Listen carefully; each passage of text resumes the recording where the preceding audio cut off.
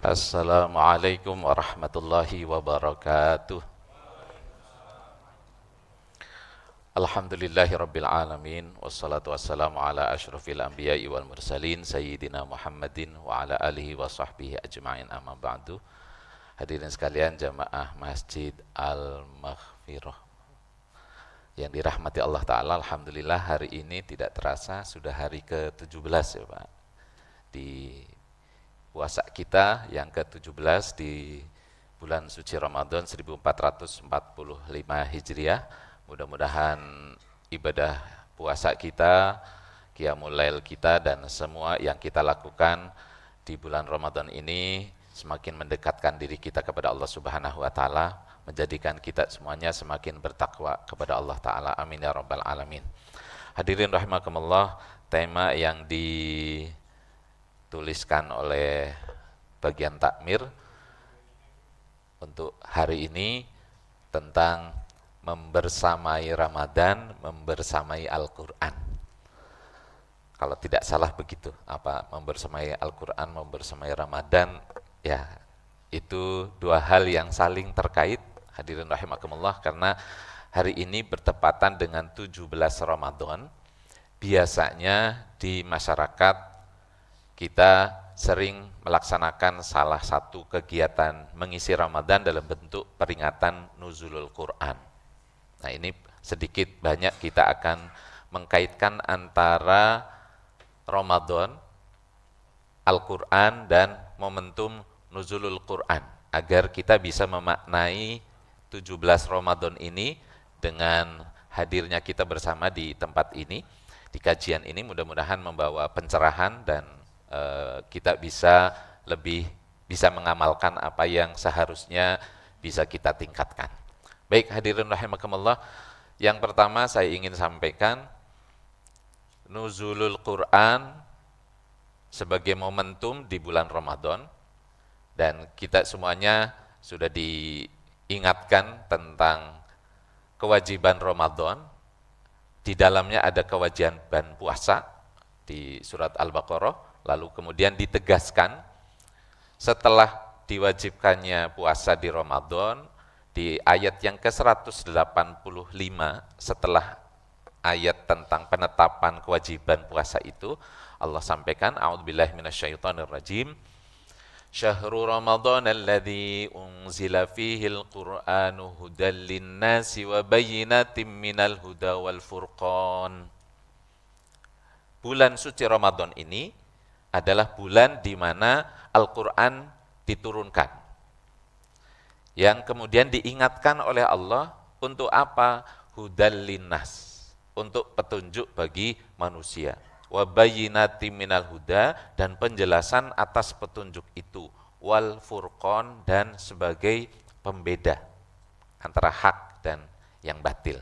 Jadi ini menurut para ulama sudah disepakati, kalaupun ini tidak bisa dilihat oleh mata gitu ya, karena Al-Quran diturunkan oleh Allah Subhanahu wa ta'ala dalam sekali waktu dari Lauh Mahfud ke langit dunia pada saat Ramadan. Itu jelas, syahrul Ramadan alladzi unzila fihil Qur'an. Kapan lebih tepatnya lagi? Lebih tepatnya lagi yang kita baca di surat Al-Qadr, inna anzalnahu fi lailatul qadr. Kami turunkan Al-Quran itu pada Lailatul Qadar, atau kita sering menyebutnya malam Lailatul Qadar. Udah malam Lailah lagi. Jadi itu hanya mengulang ya, sebenarnya ya malam Qadar atau pada saat Lailatul Qadar.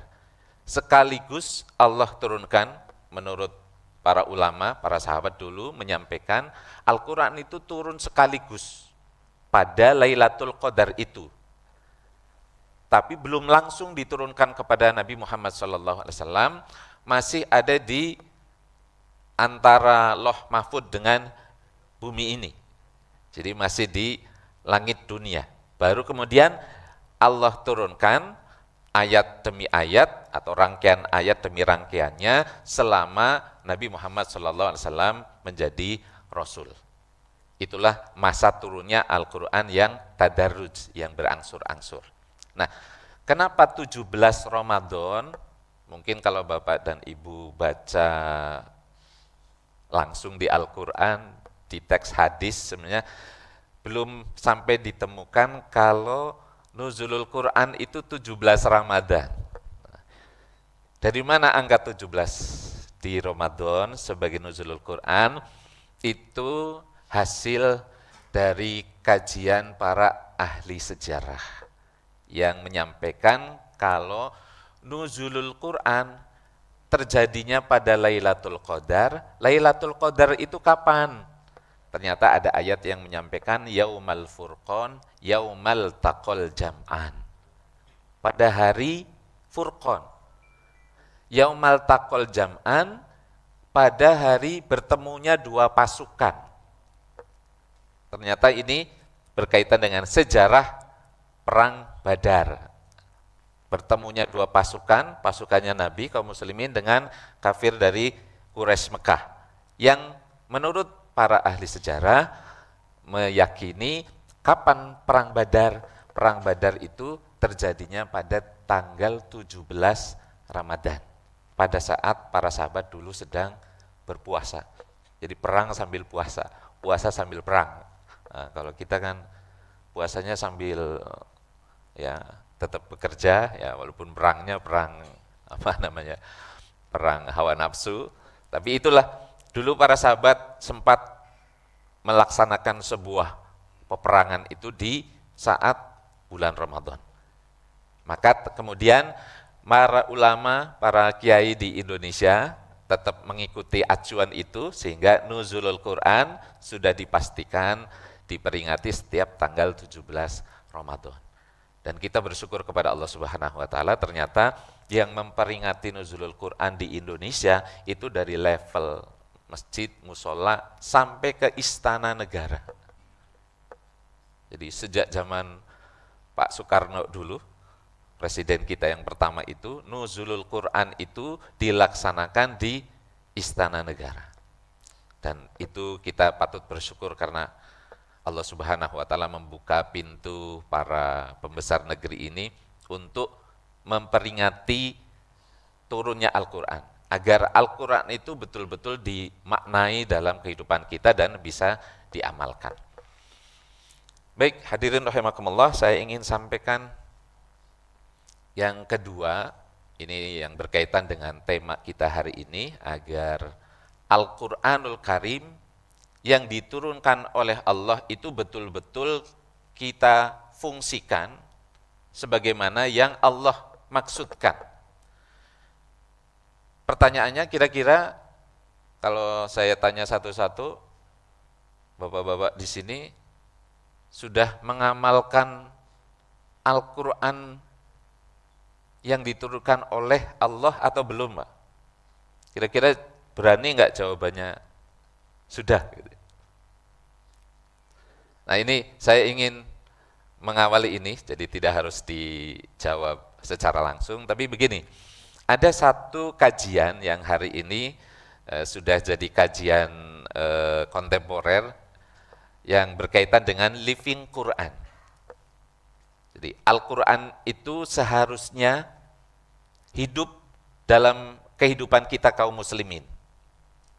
Tapi itu kan masih dalam kerangka yang global, yang harus kita jawab masing-masing. Kira-kira kita menempatkan Al-Quranul Karim itu sudah sesuai dengan apa yang tadi Allah sampaikan, hudal linnasi wa bayyinatim minal huda wal furqan.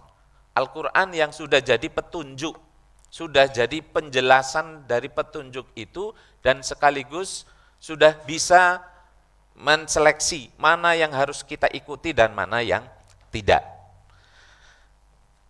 Yang kemudian dari kajian Living Quran itu, hadirin sekalian, ada fenomena masyarakat muslim itu ternyata baru memaknai Al-Quran yang seharusnya Al-Quran itu in everyday living gitu ya. Jadi setiap hari kehidupan kita itu harusnya Al-Quran.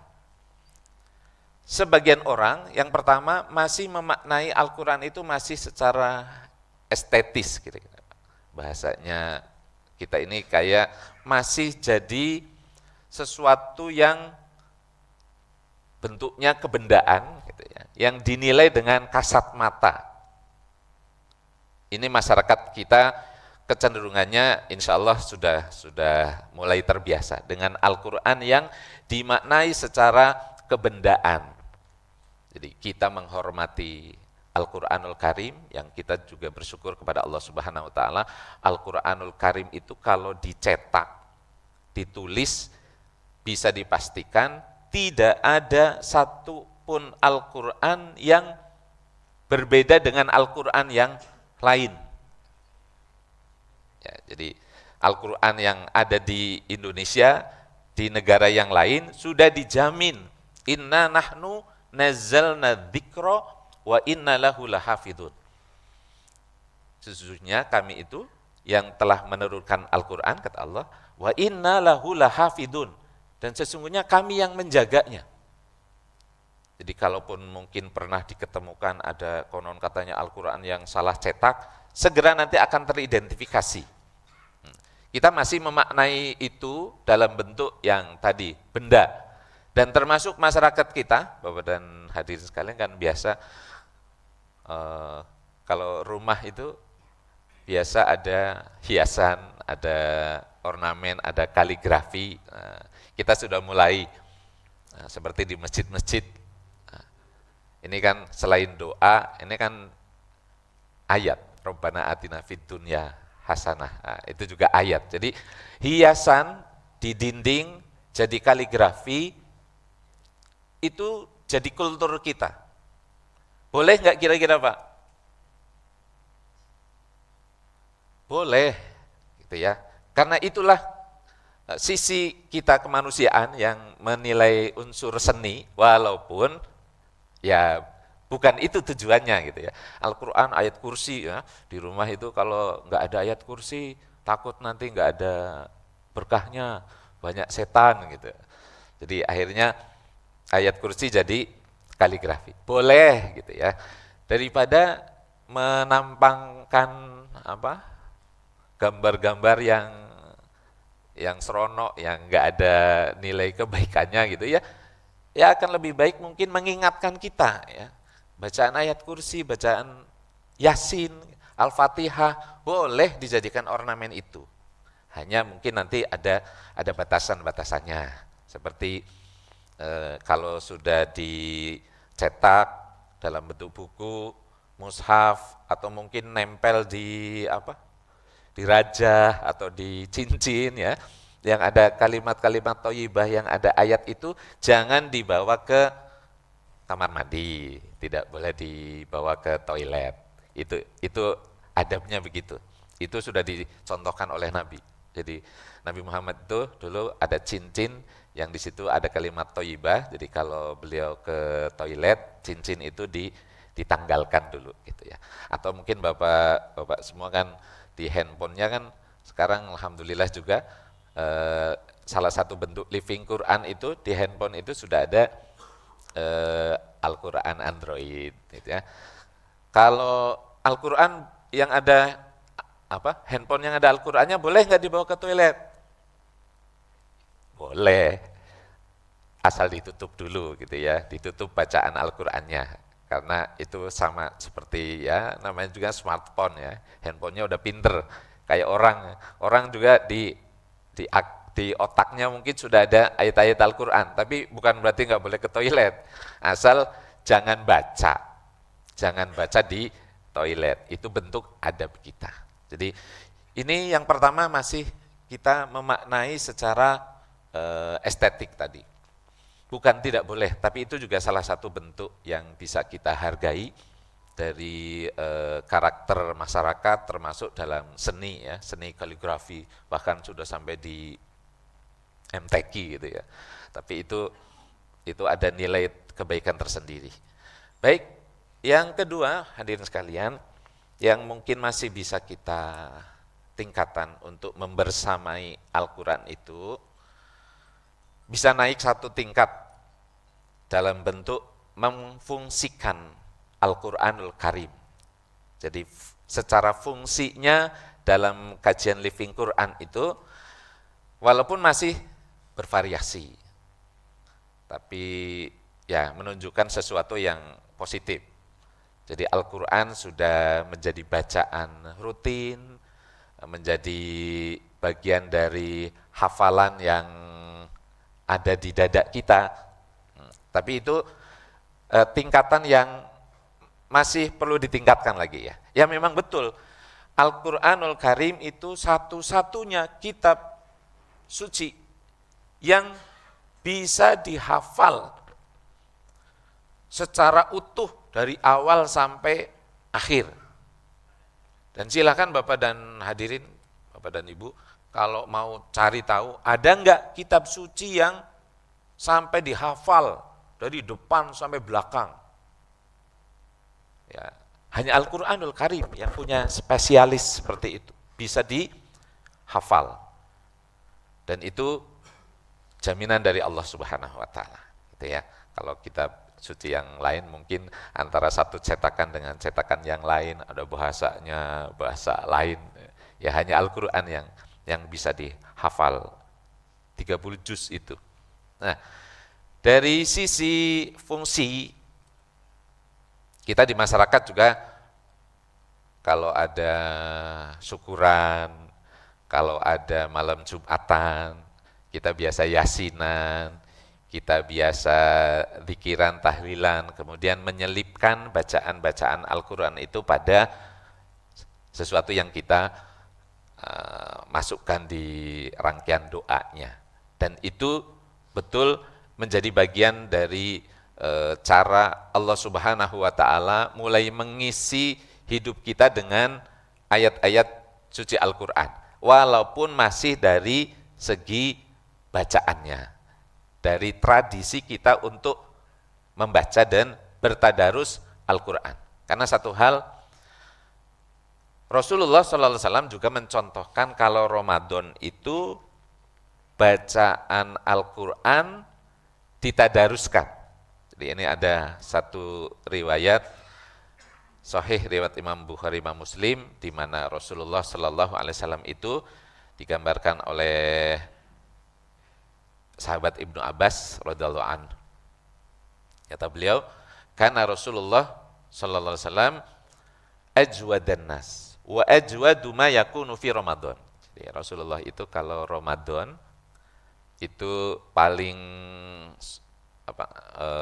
bahagia, paling baik hati, paling dermawan. Dan paling dermawannya itu di saat Ramadan. Jadi Rasulullah paling dermawan, paling baik hati, dan lebih baik hatinya itu kapan? Pada saat Ramadan. Hina yalqahu Jibril.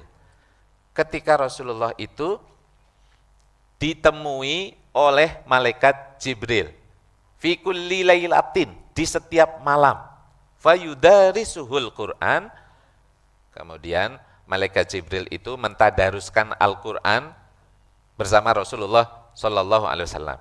Jadi makanya Al-Quran itu kemudian setelah dicetak, setelah dicetak dalam mesin cetak, setelah dunia modern ini, dulu kan hanya ditulis dengan tangan. Nah, ketika mesin cetak pertama dulu kan di Jerman ya, kemudian dibeli mesin cetak itu ke India, ke daerah-daerah yang lain, kemudian Al-Quran dicetak pertama kali. Bagaimana caranya biar kita orang muslim itu mau baca Al-Quran? Ramadan itu mau kita baca Al-Quran itu utuh. Nah, sehingga ketika itu muncul ide, oh kalau begitu Al-Quran dicetak saja. Dibikin jadi 30 juz. Begitu Pak. Jadi asal-muasalnya Al-Quran kenapa 30 juz? Dulu di zaman Nabi enggak ada istilah atau pembagian juz 1, juz 2, juz 3. Itu hanya ketika Al-Quranul Karim sudah dicetak. Tujuannya apa? Biar selama Ramadan itu kita bisa Kalau mau menghatamkan 1 hari berarti 1 juz. Juz itu kan artinya bagian. Kalau kayak kita ini ya 1 jilid lah. Jadi kalau dibagi sampai 30 jilid, berarti 1 hari 1 jilid, 1 juz, 1 Ramadan selesai. Itu bagian dari cara kita memfungsikan Al-Quran dari tahap yang tadi hanya menilai secara estetis, lalu yang kedua kita fungsikan Al-Quranul Karim dalam bentuk yang lebih formal. Bahkan termasuk kita juga bersyukur kepada Allah Subhanahu wa taala, hari ini tradisi menghafal Al-Quran menjadi bagian yang tidak terpisahkan. Walaupun nanti kita harus tingkatkan lagi. Hadirin sekalian, Al-Quranul Karim tidak hanya dibaca. Al-Quranul Karim tidak hanya dijadikan sebagai hafalan. Kita tidak menafikan kalau Rasulullah Shallallahu Alaihi Wasallam menyampaikan orang yang baca Al-Quran yang terbata-bata itu, kata Rasulullah Shallallahu Alaihi Wasallam, kan 1 huruf itu kan nilainya 10 kebaikan. Kata Rasulullah, aku baca alif lam mim itu bukan 1 huruf, tapi alifnya 1 huruf, lamnya 1 huruf, mimnya 1 huruf. Gitu. Dan yang baca Al-Qur'annya terbata-bata, ya taqo'u, nah, kalau bacaan Qur'annya masih berat, falahu ajroni, dia dapat pahalanya 2. Pahala bacanya dan pahala karena sulitnya dia baca. Nah, tapi yang mahir dalam Al-Quran itu kal kiramil baroroh, kasafarotil kiramil baroroh, seperti para malaikat yang dikasih misi tertentu yang baik. Nah, jadi ini ada prestasi untuk yang baca, apalagi yang hafal Al-Quranul Karim. Allah janjikan nanti di hari kiamat akan diberikan keistimewaan oleh Allah Subhanahu wa taala, termasuk nanti memberi syafaat, memberi pertolongan bagi keluarganya, dipakaikan mahkota dan bisa memberi syafaat kepada keluarganya yang lain. Ya, itu harus kita maknai betul. Tapi apa hanya itu yang dimaksudkan oleh Allah Subhanahu wa taala untuk memposisikan Al-Qur'anul Karim? Maka yang terakhir, hadirin rahimakumullah, perlu kita tingkatkan lagi pemahaman kita tentang fungsi Al-Qur'anul Karim sebagai hudan, sebagai petunjuk yang betul-betul bisa kita fungsikan dalam kehidupan kita. Jadi Al-Qur'anul Karim yang sebenarnya memang betul harus dibaca, memang betul bisa ditingkatkan bacaannya sampai dengan hafal, tapi alangkah lebih sempurnanya lagi kalau Al-Quran itu diamalkan dalam kehidupan kita. Jadi bukan hanya sebagai ritual, bukan hanya secara formalitas dijadikan sebagai hadiah Al-Quran, gitu ya. Karena hari ini mungkin masih sebagian masyarakat kalau nikah dengan mahar ada Al-Qur'annya gitu ya, atau mungkin sekarang malah ada tren baru, maharnya nggak usah banyak-banyak, nggak usah pakai materi, maharnya hafalan Al-Qur'an saja gitu ya. Ya itu ada yang sok-sokan begitu. Kan ini sebenarnya dimaknai Al-Qur'an itu tadi harusnya jadi petunjuk. Yang dimaksudkan boleh jadi mahar itu kalau si calon suami nantinya kalau sudah jadi suami mengajarkan kepada istrinya Al-Quran itu. Jadi bukan mengganti mas kawin dengan bacaan Al-Quran, bukan. Hanya diganti manfaatnya, karena manfaat mengajarkan Quran itu juga bisa dinilai dengan materi, gitu ya. Tapi demikian masyarakat kita kecenderungannya harus makin kita dorong semuanya, hadirin sekalian, untuk mengkaji Al-Quran dalam pengertian mengaji, gitu ya. Ya walaupun kita hari ini juga masih ada yang memfungsikan Al-Quran itu jadi ya tadi selain jadi hiasan, jadi bacaan, biar rumahnya katanya nggak ada setannya gitu ya. Jadi Al-Quran difungsikan sebagai ruqyah. Nah, mungkin sering kita dengar Al-Quran, bisa nggak sih Al-Quran itu jadi ruqyah? Nah, jadi ruqyah itu kan sebenarnya bahasa kitanya jampe gitu ya. Bacaan yang kalau dibacakan oleh seseorang akan membuat bangsa jin jadi kabur gitu ya. Itu ruqyah gitu ya. Ya walaupun itu fenomenanya ada, dan Rasulullah juga pernah membenarkan gitu ya. Karena dulu itu ada rombongan sahabat yang diminta untuk ngobatin orang, kebetulan kepala suku, yang ketika para sahabat dulu lewat, kemudian minta diobati, ternyata ada sahabat yang berani ngobatin dengan cara apa? Dengan dibacakan Al-Fatihah. Ini hadisnya sahih Pak, di riwayat Imam Al-Bukhari. Sahabat membacakan Al-Fatihah, kemudian ditiupkan ke gigitan kalajengking yang di kepala suku itu, kemudian sembuh kepala sukunya. Malah sahabat ketika itu dibagi hadiah gitu ya, dikasih banyak kambing untuk dijadikan hadiah. Dan ternyata Rasulullah juga sedikit responnya itu kaget. Dari mana kamu tahu kalau Al-Fatihah itu bisa jadi ruqyah, bisa jadi obat begitu. Dan ini dalam Al-Quran juga ada ayat yang menyampaikan memang wa nunazzilu minal Qur'ani ma huwa syifa'u wa rahmatul lil mu'minin. Dalam Al-Quran sendiri Allah sampaikan, dan telah kami turunkan di Al-Quran itu sesuatu yang bisa jadi obat, wa syifa'un, bisa jadi obat. Syifa itu kan ya obat, jadi penawar, wa rahmatun lil mukminin, dan menjadi rahmat bagi kaum muslimin, bagi kaum mukminin.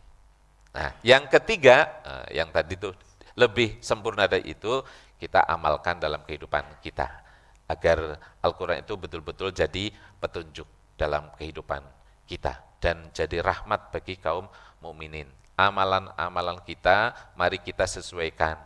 Bertentangankah apa yang kita lakukan dengan Al-Quranul Karim? Kalau kita mau bertindak, kalaupun kita tidak tahu, tanyalah kepada para ulama. Ini bertentangan atau tidak dengan konsep Al-Quran. Kalau kita mencari rizki, perintah Allah, carilah rizki, wa kulu mimma fil ardi halalan thayyiba. Untuk cari rezeki, diperintahkan kita untuk cari rezekinya yang halalan thayyiba, yang baik, yang halal dan baik, bergizi.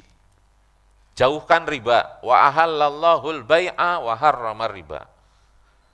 Dalam berjual beli sudah digariskan banyak ayat yang disampaikan oleh Allah Subhanahu wa taala, larangan kita untuk memakan harta orang lain illa antakuna tijaratan antara diminkum, kecuali atas dasar perniagaan yang dilakukan dengan saling ridho. Nah, kalau konsep halal dalam perniagaan termasuknya di dalamnya bebas dari riba. Kan hari ini orang kadang gelap mata karena kecanggihan media sekarang, orang bisa pinjam lewat handphone. Padahal kalau yang hari ini banyak kasus ini pinjol pinjaman online itu kan konsepnya riba. Riba itu kalau kita pinjam 100, baliknya 120, nah yang 20 itu namanya riba. Kalau kita pinjam harus bayar, memang kita boleh, ngutang boleh Pak. Kalau sedang darurat, ada keperluan, boleh ngutang. Bahkan nanti dalam Al-Quran itu ada ayat yang paling panjang di surat Al-Baqarah. Ayat tentang apa Pak? Ayat tentang utang piutang. Ya ayyuhalladzina amanu idza tadayantum bidainin ila ajalin musamman faktubuh. Awal ayatnya itu tentang hai orang-orang yang beriman, kalau kamu saling berhutang maka faktubuh, harus dicatat gitu ya. Termasuk nanti ada Ada konsep kalau Al-Quran itu melarang kalau sudah jatuh tempo, ternyata belum bisa bayar, belum bisa ngangsur, tidak boleh ada denda. Nah, denda atas keterlambatan pembayaran itu juga riba. Cuman kan sekarang yang merebak itu tuh, bahkan di kampus-kampus tuh mahasiswa juga banyak yang kena kasus pinjol itu tuh. Kembali kita ke Al-Quranul Karim, Allah mengharamkan riba. Wa ahallallahul bai'a wa harramar riba. Yang halal itu jual beli, sedangkan riba diharamkan oleh Allah Subhanahu wa taala. Al-Qur'an mengajarkan kita, ini yang paling gampang saja, yang sering kita baca di surat Al-Ikhlas. Qul huwallahu ahad, Allahus samad. Katakan Allah yang esa, Allahus samad, Allah tempat kita bergantung. Harusnya kita selalu menggantungkan tawakalnya kita kepada Allah. Hari ini banyak orang juga yang imannya lemah, menggantungkan kepada selain Allah Subhanahu wa taala. Kalau ada masalah, bukan datangnya ke para kiai, ke ulama, minta doa, ini malah datangnya ke dukun, ke paranormal. Kayak kemarin itu kan sudah modern, tapi yang kemarin itu di Serua, Ciputat, masih ada kasus dukun, apa namanya, dukun santet, dan lain-lain. Mungkin kita juga kadang begitu, percaya sama paranormal gitu ya, dan itu mencederai keimanan kita. Dan banyak hal, hadirin sekalian, yang harusnya kita mencari tahu. Pokoknya kalau ada apa saja permasalahan, tanya dulu, Al-Quranul Karim berbicara tentang itu, caranya bagaimana. Kalau tidak, nanti cari tahu lagi, adanya di petunjuk langsung dari Rasulullah melalui hadis nabinya. Setelah tidak ada, cari tahu kepada para ulama. Jadi jangan tinggalkan Al-Quran dalam kehidupan kita, agar harapannya semua tingkah laku kita itu betul-betul semuanya berdasarkan Al-Quranul Karim. Karena kita semuanya tidak lupa dalam setiap doa kita, dalam setiap sholat kita, ihdinas siratal mustaqim. Ya Allah, tunjukkanlah jalan yang lurus. Nah, jalan lurus itu yang mana? Nah, sebenarnya dalam Al-Quranul Karim kan sudah dibaca. Alif lam mim dzalikal kitabu la raiba fihi hudan lil muttaqin.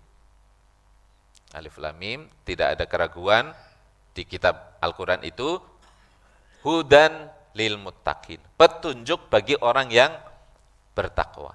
Jadi kalau tadi udah minta di surat Al-Fatihah, jawabannya di mana? Petunjuknya itu adanya di Al-Quranul Karim.